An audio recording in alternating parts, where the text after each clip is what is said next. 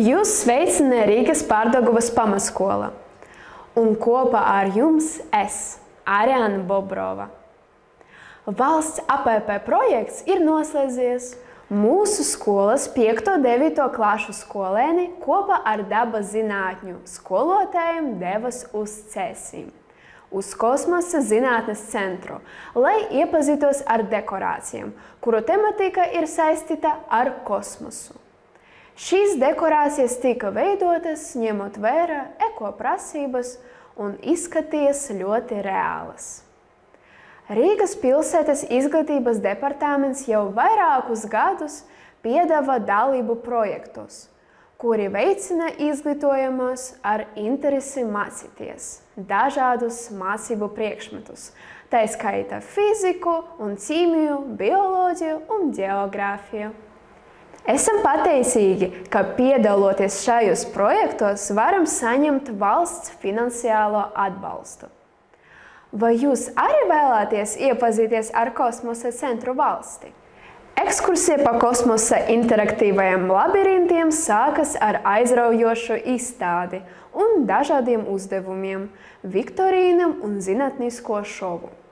Kosmosa zinātnes centra Pārdaugavas pamatskolas skolēni guva priekšstatu par to, kādi ir zinātnes sasniegumi un izgudrojumi mūsdienas, un kā cilvēki ir iesaistīti kosmosa izpētē. Tas, ka kosmos ir cilvēces nākotne, tas ir fakts. Kosmosa centra skolēni guva priekšstatu arī par plašu karjeras izvēli un uzņēmēju darbības attīstības iespējām, jo kosmosa nozare ļoti strauji attīstās. Ceram, ka tas skars arī Latviju. Pastaigājoties pa pirmo stāvu, bija iespēja novērot ģeneratoru, kurš ir lielākais Eiropā. Tagad var saprast, kā ražo enerģiju. Paralēli uz ekrāna varēja novērot saražotas enerģijas daudzumu.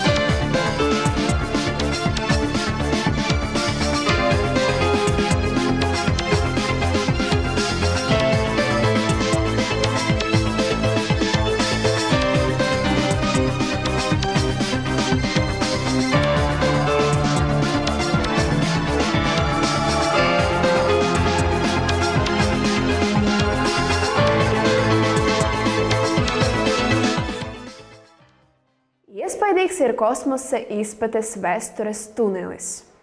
Tur ir aprakstīta astronautika, kā zinātne un tās attīstība. Tur varēja iepazīties ar dažādām tehnoloģijām no aizvēstures laikiem, tādam kā debesu gaismeklī pirmotnēji cilvēku acīm. Interesanti bija uzzināt par pirmiem astronautiem, piemēram, sievietēm, kas devas kosmosā un viņu dzīves apstākļiem. Kosmosa centrā ik uz soļa ir raķetes, roboti, Marsa roveri, satelīti, raķešu dzinēji. Otrā stāva ekspozīcijas ir veltītas informācijai par Marsu, Marsa kolonizācija, zinātniskie atklājumi par izdzīvošanas sistēmu uz citas planētas. Liela uzmanība tiek pievērsta organisko atkritumu pārstrādei, lai nodrošinātu ilgtermiņa izdzīvošanu ārpus Zemes. Informācija par elektroenerģijas, skābekļa un degvielas ražošanu uz citas planētas. Protams, jauniešiem ir nepieciešama aktīva izklaide. Centra trešajā stāvā atrodas astronautu apmācības zonas, rotaļu zona mazajiem apmeklētājiem un planētu sistēmu galerija.